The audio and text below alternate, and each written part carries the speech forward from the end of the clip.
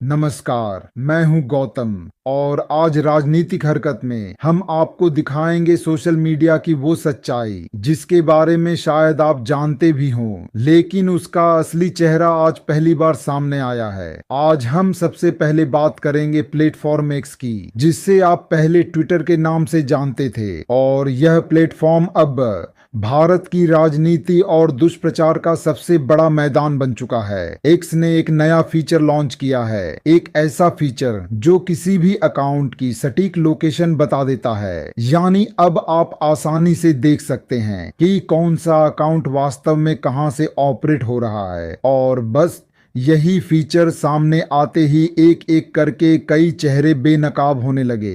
हजारों ऐसे अकाउंट्स जो खुद को भारतीय बताकर भारत विरोधी, हिंदू विरोधी और कांग्रेस व वामपंथी विचारधारा के समर्थक कंटेंट पोस्ट कर रहे थे, उनकी location Pakistan, Malaysia, Bangladesh, Ireland और अमेरिका से निकल कर आई।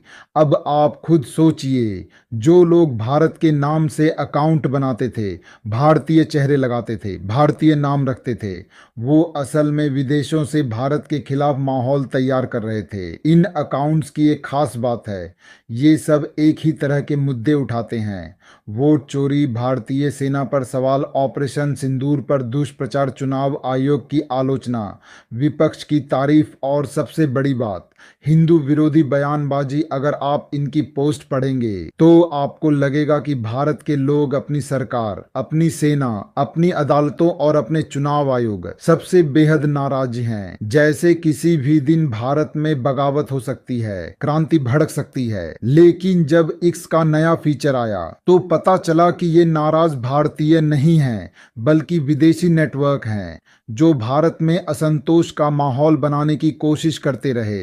कुछ अकाउंट नकली पहचान के साथ छिपे हुए थे, कुछ वीपीएन और विदेशी सर्वर के जरिए काम कर रहे थे, और कुछ अकाउंट ऐसे थे जो भारत के ही लोगों के नाम और फोटो लगाकर यहाँ की जनता को भ्रम में डाल रहे थे। एक्स को भी यह बात समझ में आ चुकी थी कि उसके प्लेटफॉर्म पर बड़ी संख्या में ऐसे अकाउंट एक्टिव हैं जो असल में भारत से नहीं, विदेशों से चलाए जा रहे हैं। इसलिए एक्स ने यह फीचर लॉन्च किया ताकि अब कोई भी अपनी पहचान छिपाकर भारत के खिलाफ दुष्प्रचार न कर सके। अब चाहे वह पाकिस्तान हो, बांग्लादेश हो, मलेशिया हो या कोई और देश, जो भी भारत के नाम पर भारत विरोधी अभियान चलाएगा, उसकी लोकेशन अब सीधी पकड़ में आ जाएगी। और ये बात भारत की राजनीति को हिला चुकी है।